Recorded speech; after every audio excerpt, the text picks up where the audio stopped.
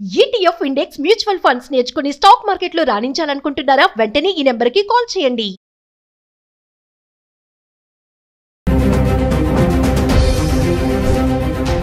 నమస్తే, welcome back to Suman TV. మరి America అధ్యక్షుడు డొనాల్డ్ ట్రంప్ తీసుకునే నిర్ణయాలు చూస్తూనే ఉన్నాము. ఎక్కడికక్కడ కొత్త నిర్ణయాలు అనమాట. రీసెంట్గా చూసుకుంటే స్టూడెంట్స్ పైన టార్గెట్ చేశారని అనుకోవాలి. క్లాసెస్ మానేసిన, పర్మిషన్ లేకుండా క్లాసెస్ ఎగ్గొట్టినా కూడా ఇమీడియట్లీ వీసాలు బ్యాన్ చేస్తారని చెప్పేసి ఒక నోటీస్ అయితే తీసుకురావడం జరుగుతుంది. ఇంకా ఓపీటీ, స్టెమ్ స్టూడెంట్స్కి కూడా ఎన్నో ఇబ్బందులు ఎదురవుతున్నాయి. మరి ఈ పరిస్థితిలో అక్కడ ఉన్న వాళ్ళకి పరిస్థితి ఏంటి, మరి ఇక్కడి నుంచి వెళ్ళాలి ఫర్దర్గా అబ్రాడ్ ఎడ్యుకేషన్ కోసం అనుకున్న వాళ్ళ పరిస్థితి ఏంటి, అసలు ఏం జరుగుతుంది అమెరికాలో, మరి ట్రంప్ తీసుకున్న నిర్ణయాలతో మన వాళ్ళ ఇబ్బందులు ఎలా ఉన్నాయి, ముఖ్యంగా స్టూడెంట్స్ విషయంలో. మరి దీనిపైన ఈరోజు మాట్లాడడానికి స్టూడియోలో మనతో పాటు ఇద్దరు గెస్టులు అయితే ఉన్నారు. మరి వాళ్ళు ఎవరంటే అడ్వకేట్ డాక్టర్ సల్మాన్ రాజ్ గారు మరియు business analyst doctor Nandi Rameshwar Rao గారు. సార్, వాళ్ళతో మాట్లాడదాం. మరి అక్కడ పరిస్థితులు ఎలా ఉన్నాయి, మరి స్టూడెంట్స్ వెళ్ళొచ్చా వెళ్ళకూడదా అనేది. నమస్తే సార్. నమస్తే సార్. సార్, మరి ప్రజెంట్ చూసుకుంటే స్టూడెంట్స్ పైన ట్రంప్ టార్గెట్ పెట్టేశాడని అనుకోవాలి. మరి క్లాసెస్ ఎగ్గొట్టినా, పర్మిషన్ లేకుండా వెళ్ళినా ఓపీటీ స్టూడెంట్స్ కానీ, F1 స్టూడెంట్స్ కానీ చాలా ఇబ్బందులు ఎదుర్కొంటున్నారు. మరి ఈ పరిస్థితుల్లో స్టూడెంట్స్ వెళ్ళొచ్చు అంటారా? అక్కడ ఉన్న వాళ్ళ పరిస్థితి ఏంటి అంటే అడ్వకేట్గా మీరేం చెప్తారు, బిజినెస్ అనలిస్ట్గా మీరేం చెప్తారు సార్? ఇప్పుడు ట్రంప్ గారు ఇవాళ టాపిక్లో మీరు F1 స్టూడెంట్స్ మీద ఓపీటీ మీద పెట్టాడు. ఆయన ప్రతిరోజు ఏదో పెడుతూనే ఉన్నారు. ఆయన ప్రెసిడెంట్ ఎలక్ట్ రిజల్ట్స్ వచ్చిన తర్వాత ఐ థింక్ అక్టోబర్, నవంబర్లో before becoming second time president అని మొదలు పెట్టారు కార్యక్రమాలన్నీ. మనం ఎన్నో వీడియోలు చేసాము. కాకపోతే ఏంటంటే ఆయన ఈ మేమందరూ ఏమంటుంటే అనలిస్ట్ మేము సార్ ఒప్పుకుంటాం లేదా, చైల్డిష్ మెంటాలిటీ అనిపిస్తుంది.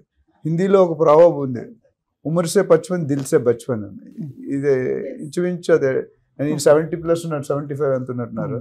అది సూట్ అవుతుంది. ఎందుకంటే 60 సంవత్సరాల తర్వాత మన చేష్టలు కానీ చేదస్తలు చేంజ్ అయిపోతుంది. As age gross you become. కొంతమంది పాజిటివ్ సైడ్ టర్న్ అవుతారు, కొంతమంది ప్రతిదానికి అనుమానిస్తారు, ఎస్పెషల్లీ ఓల్డ్ ఏజ్ పీపుల్. ఇక్కడ ఏమైందంటే ఆయన జనవరి 20కి అనుకుంటా ప్రెసిడెంట్ అయ్యాడు. ఎవ్రీ డే సంచలన వార్తలు, ఏదో ఒక వార్త వస్తుంది, ఏదో ఒక సబ్జెక్ట్. అటు ట్యాక్స్ అవ్వచ్చు, ఇటు గోల్డ్ అవ్వచ్చు, అటు ఓపీటీ అవ్వచ్చు, అటు స్టెమ్ అవ్వచ్చు, జాబులు అవ్వచ్చు, ఏదైనా ఫస్ట్ 1 ఇయర్లోనే ఈ అడావిడి ఉంటుంది నేను అనుకుంటున్నా. తర్వాత కొద్దిగా స్టేబుల్ అవుతారు. ఆయన ఉద్దేశం ఏంటంటే నా దేశాన్ని ఓట్లు ఎలా గెలిచేయడానికి మన ఎలాన్ మస్క్ అడ్వర్టైజ్మెంట్ చేసింది ఏంటంటే ఇమిగ్రేషన్ ఫస్ట్ సైన్ పెడతా అన్నాడు. స్టూడెంట్స్ బయట పంపించడానికి, ఇతర దేశస్తుల్ని ఆపడానికి ట్రై చేసి మన వాళ్ళకే జాబులు ఉండట్లేదు. అమెరికాలో ఉన్నాడు, అమెరికా వాడికే జాబ్స్ ఉండట్లేదు.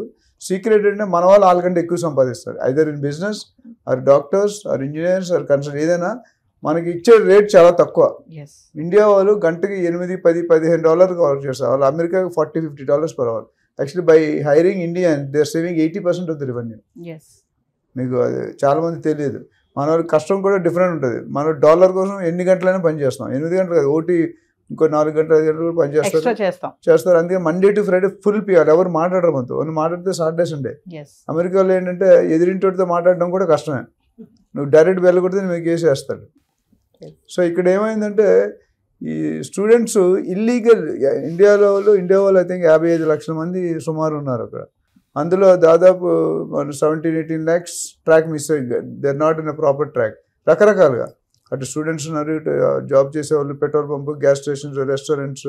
నాకు తెలిసిన ఒక మిత్రుడు ఒక రెస్టారెంట్ 12 మంది ఉన్నారు. వాళ్ళకి నెలకి $2,000 ఫుడ్, అకామిడేషన్ ఫ్రీ. ఎవరికి వేసారు లేవు. ఇది ఒకటే కాదు, మనం చాలా బెటరు. మెక్సికో, పెనామా అనేది తీసుకుని ఇంకా ఎక్కువ ఉన్నాయి. చైనా తగ్గించాలనుకుంటుంటారు. Flow of people from outside countries, other country, especially China, India, Mexico ఇవన్నీ ఉన్నాయి కదా, 10 కంట్రీలు ఉన్నాయి. వాళ్ళకి వెయిట్ వేస్తున్నాడు. దానివల్ల ఏమవుతుందంటే he's trying to increase he's internal country లోపల ఎవరు ఉన్నారో వాళ్ళకి కొద్దిగా పవర్ ఇద్దాం. గవర్నమెంట్ జాబులు తీసేస్తున్నాడు అండి. అమెరికాలో అమెరికన్స్ని తీసేస్తున్నాడు. ఈయన పెట్టిన రూల్ ఏంటంటే 150 సంవత్సరాలు బట్టి బర్త్ టూరిజం అని ఉండేది. అది ఎగ్జిక్యూటివ్ ఆర్డర్ పాస్ చేశారు. అవుతుందా లేదా డిఫరెంట్. ఈయన పాస్ చేసినందరూ క్యాబినెట్ సెనెట్ ఆమోదించారు కదా. ఈ లెక్కను చూసుకుంటే ఇప్పుడు లేటెస్ట్ ట్రెండ్ ఏంటంటే నిన్న మొన్న మాట్లాడింది, ఎవరైతే స్టూడెంట్స్ ఇప్పుడు చదువుకోవడానికి వచ్చారో లేకపోతే ఓపీటీలో ఉన్నారో లేదా అదర్ సెక్షన్స్లో ఉన్నారన్నా వాళ్ళు కానీ లీవులు పెట్టినా, మొన్న లాస్ట్ టైం ఏం చెప్పాడంటే కంపెనీలు చెప్పాడు, మీ వాళ్ళు ఎవరైనా బయటకు వెళ్తే కంపెనీలతో చెప్పించాడు. గూగుల్, మైక్రోసాఫ్ట్ పెద్ద పెద్ద టాప్ కంపెనీస్తో చెప్పించాడు. ఏమని, మీ వాళ్ళు ఎవరైనా ఇండియాకి బయట కంట్రీలకు వెళ్తే వాళ్ళు తిరిగి రావడానికి టైట్ ఉంటుంది, సిచ్యువేషన్ వెరీ టైట్, స్కూటీని చాలా పర్ఫెక్ట్గా జరుగుతుంది. సో అందుకని ఎవరు వెళ్ళట్లేదు భయపడి. ఇప్పుడు ఏమంటే ఈ ఓపీటీ అనేది ఆప్షనల్ ప్రాక్టికల్ ట్రైనింగ్, అది ఒక 2 years 3 years ఉంటుంది. ఆ 2 yearsలో they do some research assistant job. నేను అంతమంది అమెరికాలో 3000 యూనివర్సిటీస్ ఉన్నాయి ఓవరాల్ రఫ్గా. 3000 యూనివర్సిటీస్లో 10% పర్ఫెక్ట్ యూనివర్సిటీ ఉన్నాయి. అంటే నేను చెప్పేది ప్రొఫెసర్స్ ఉంటారు. ఓపీటీ అంటే ఏం చేస్తుంటే ఆప్షనల్ ప్రాక్టికల్ ట్రైనింగ్లో వీళ్ళు రీసెర్చ్ అసిస్టెంట్గా జాయిన్ అయ్యి వాళ్ళు సర్వైవ్ అవ్వడానికి డబ్బులు సంపాదించారు. ఇప్పుడు ఏమైంది, క్రాస్ కంట్రీ వల్ల they are not getting jobs. 3000లో 2700 యూనివర్సిటీ కన్సల్టెంట్ ద్వారా డబ్బులు కట్టుకొని మేనేజ్ చేసుకొని వెళ్ళిపోతారు. స్కిల్ సర్టిఫికేట్ లేకుంటే ఇల్లీగల్గా. ఎప్పుడు ఇబ్బంది అవుతుంది. వాళ్ళు ఏం చేస్తున్నారు, దూరంగా ప్రయాణిస్తున్నారు, 20, 30, 40 కిలోమీటర్లు ప్రయాణించి అక్కడ వర్క్ చేసి ఆ ట్రాన్సాక్షన్ ఎవరిథింగ్ మనలా కాదు రికార్డ్ అవుతుంది.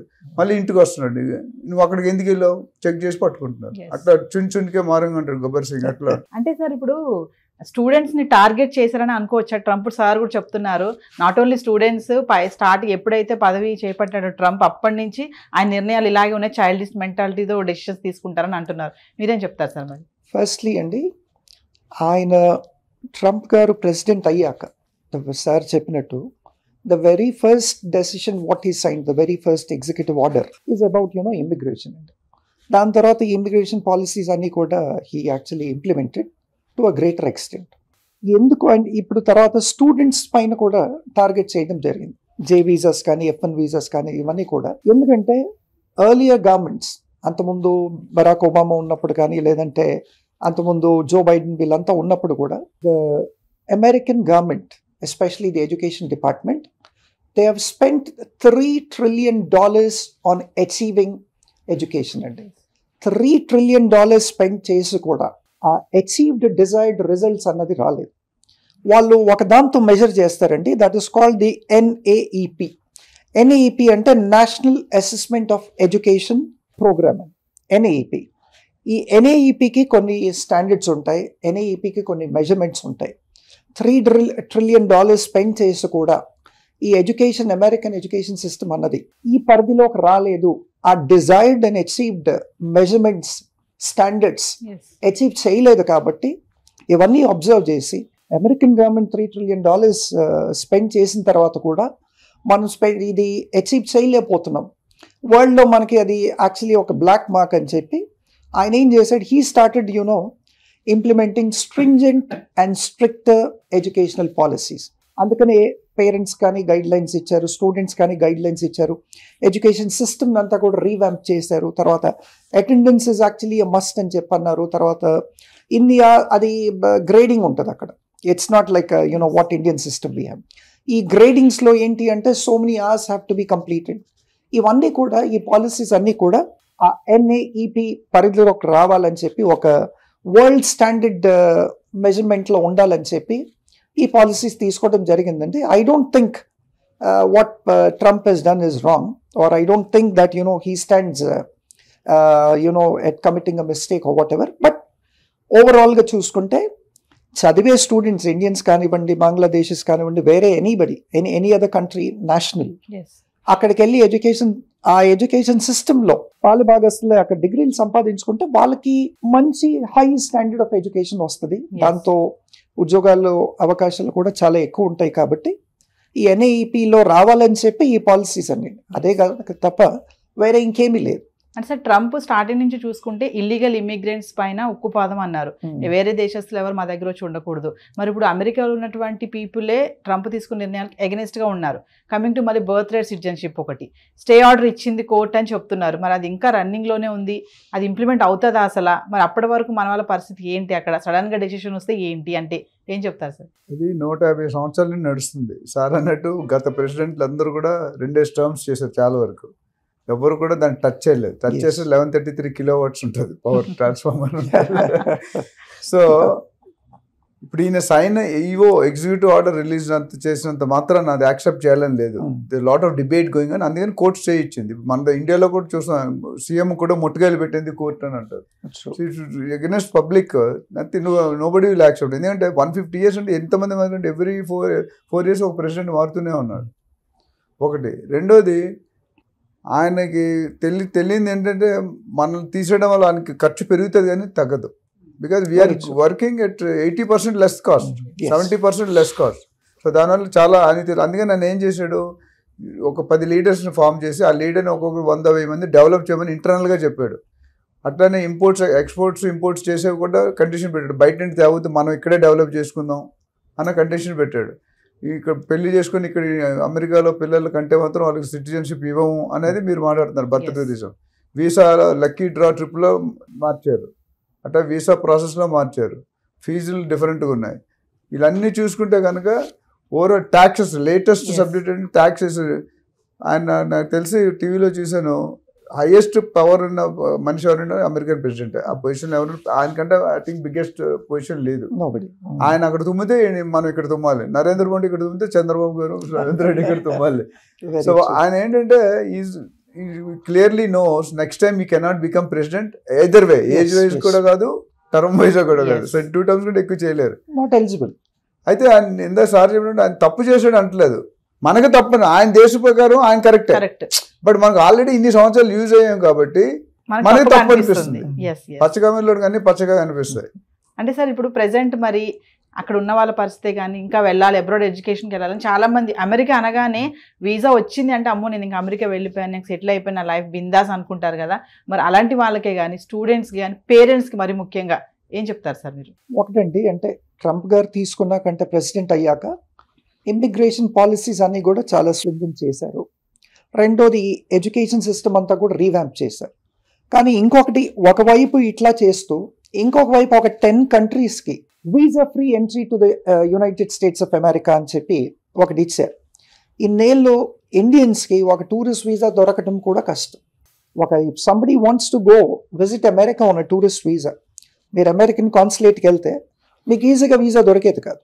దాని వెనకాల ఎంతో స్క్రూటినీ ఉండేది. దాంట్లో మోస్ట్లీ 50 to 60% యాక్చువల్లీ రిజెక్షన్సే ఉండే. ఫార్మ్ 164B ఇవన్నీ they use to reject it.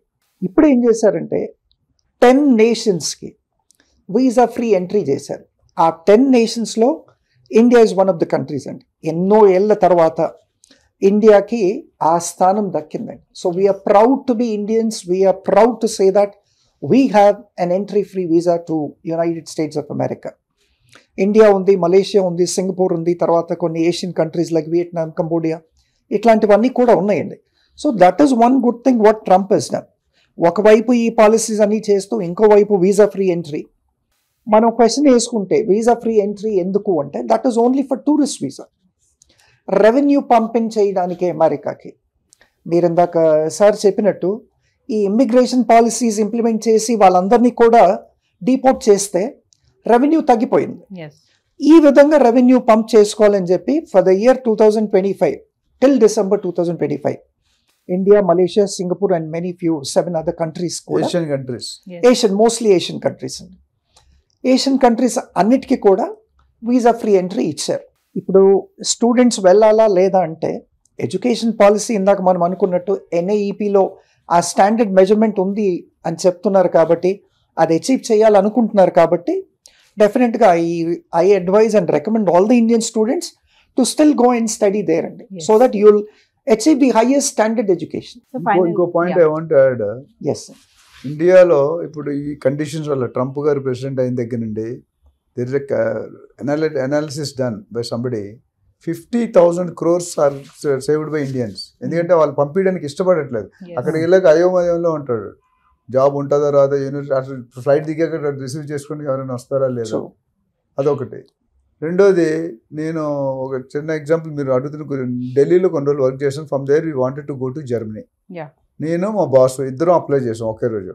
మా బాస్ 10 సార్లు వెళ్ళి వచ్చాడు జర్మనీకి, నేను ఫస్ట్ టైం వెళ్తున్నా. నాకు వీసా వచ్చింది, ఆయనకి వీసా రాదు. అంటే ఇందాక అడిగే క్వశ్చన్, అడిగే 3-4 క్వశ్చన్లు మనం చెప్పే ఆన్సర్లో రివర్స్ అయిపోతుంది. If you are not giving a convincing answer, that అందుకని లైఫ్ ఈజ్ మ్యాథమెటిక్స్ అంటాను. లైఫ్ ఈజ్ నాట్ కెమిస్ట్రీ అని ఒక యాంగిల్లో, మ్యాథమెటిక్స్ ఎందుకంటే ఎవ్రీ ప్రాబ్లం, ప్రతి మానవుడికి ప్రతి ఇంటికి ఒక కన్నీటి కథ ఉంటుంది, కొడుకో కూతురో భార్యో ఎవరో ఒకరు. Okay, but for every problem, Roja గారు జట్టగా బండి చూసాను సొల్యూషన్. అది ఎందుకు చెప్తానంటే అది చాలా ఇంపార్టెంట్. మనం ఎప్పుడు కూడా నెగిటివ్గా ఆలోచిస్తాం, అండర్ ఎస్టిమేట్ వేసుకుంటాం. కీడెంచి మేలంచి కరెక్ట్గా అన్నిట్లో ఎంచితే ముందుకు వెళ్ళలేము మనం, అవునా కదా? ఇక్కడ అది తెలుసుకోవాలంట జనాలు అనేది.